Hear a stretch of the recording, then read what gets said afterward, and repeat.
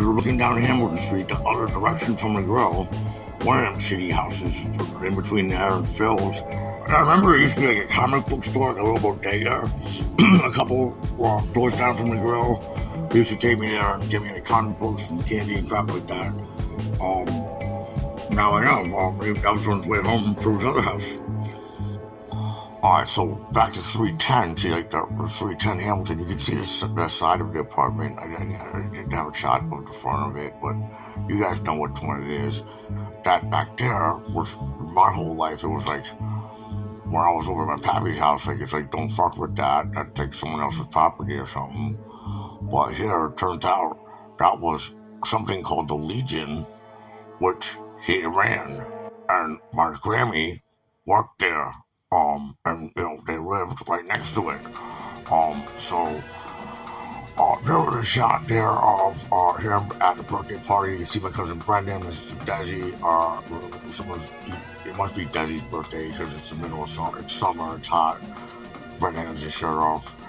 And then here, the picture here with me and my dad and my sisters. That was right near the end. That must have been that was the Christmas of '87, because that year, I know because that day they made me rap for him. They made me do my Christmas rap. I wrote it that year. Jen was sick doing Mystery Chopper, and Ree was doing some last minute shopping. That stupid, like I just basically bit off on the MC, and they made me say that to him.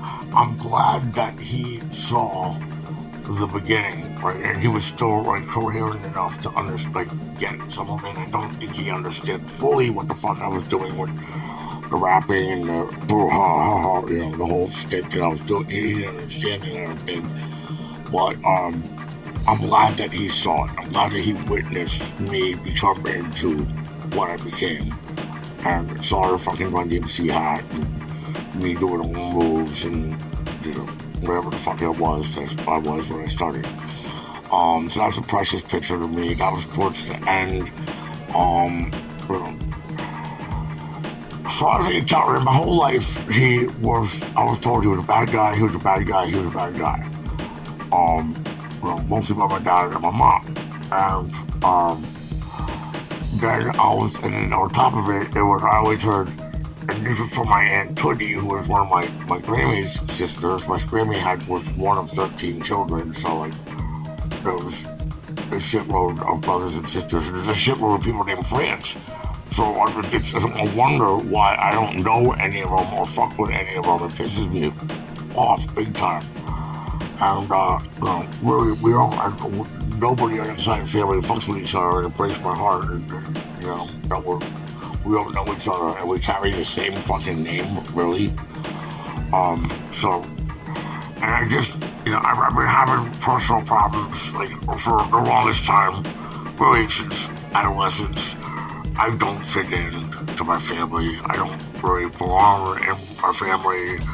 I am not part of my family. I'm this island that didn't belong there.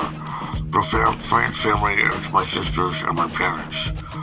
I never have been part of it. So, Lynn passed away. My dad was really helpful. He did a lot. I think he did most of it, really. Following him around. He went fucking apeshit at the end. Was senile as fuck, and what was it? Not Hodgkin's, not Parkinson's. The one where you forget everything, you don't know where you're at. That one. He was like fucking getting it on with fucking nurses in every nursing home. Well, chicks dug him. He was an alpha type of guy. Runs in the blood, I guess. I don't know. But so he passed away in '91. It was real secret. There was like no funeral. It was shitty how he died. I don't want to die that way, definitely. I want to die in fucking battle or fight or something, or I don't know, or die trying to free my people, you know what I mean? Giving up my life for a good cause or something. I don't want to die in a fucking hospital bed or fucking ape shit like that. So that was the end of him in '91. That was, I think by then Kelly had moved out, and that was the end of Eddie France or Hartranft on Hamilton Street. But Actually, not really, because then there's this guy. Every one of us should know this man's name. Like, it should go hand in hand with Ulysses S. Grant and Abraham Lincoln. You never heard of him before? General Hartranft? General John Frederick Hartranft. Well, you drive by the statue in his honor every time you go to 7th and Hamilton Street. That was his regiment. That was his A-team, his squad. And they were the bad boys of the war. They whooped ass. He whooped ass. He won every kind of medal. He defeated fucking General Lee himself. Right? I think they might have even dismounted and fucking pulled out the swords and shit and started. They were everywhere. There was a battle in the goddamn Key West, Florida. It's hugely important, but it's never taught in the history books. You don't hear about it. But still, he was at both Bull Runs. He was at Antietam, I think. I think they got somehow weren't supposed to be at Gettysburg, showed up anyway, whooped ass, sent them rednecks back where they fucking came from, and then hightailed it down to Sherman, who was waiting for them to light everything on fire for hundreds of miles and destroyed fucking South. When Lincoln got assassinated, he was like on top of it, like gangbusters, and snatched up the dudes who killed him, and all the conspirators hung around from the nearest place he could throw a noose up.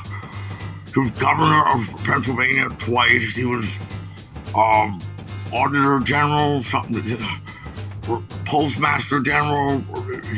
This guy was the man, and he stood for he modernized. he built the railroad system, the industrial complex that is all around you. It was this guy over and over. I want to say I'm just bragging, I'm making this shit up, but I'm showing you right here. It's not a joke. He's all over, look at Sky Hop. It just doesn't end with him. So he was he did shit to the Constitution, that saved and helped the common man. He was all about the common guy. He stood up for African Americans to vote and, emancipation and all that shit. He quelled riots left and right, railroad riots, the Molly McGuire's. He stomped that shit out with authority. This guy was the Mac. He installed, he should have been president, but I think this is true with Lynn and definitely with my dad. They don't like the limelight like I do. They don't like being in the public eye. They like to be moving in the shadows. They like to be Sigma males, not to Sigma males too. I remember he appointed one of his lackeys, a dude from Ohio named Rutherford B. Hayes, to be president, so he wouldn't have to have the spotlight on him while he ran shit. That guy. You don't know? I can't believe we don't know this guy. But believe it or not, have you ever heard of John Hartranft? Well, Lynn's dad is Robert. Robert's dad was, I think, David. That's one of his sons of this guy. That's Lynn's great-grandfather. It was three levels up, three generations up from Lynn Hartranft, who you just saw me standing right with me and my dad and my sisters. I'm a descendant of this man. I'm his heir and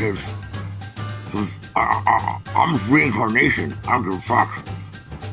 They're a part of the Schweinfelder movement. The Schweinfelders were I'm just learning about them. They're like another one of those, Yahoo, like the Amish, the Quakers, like these weird religious sects that moved here that didn't think Martin Luther did enough. We were still being too pagan.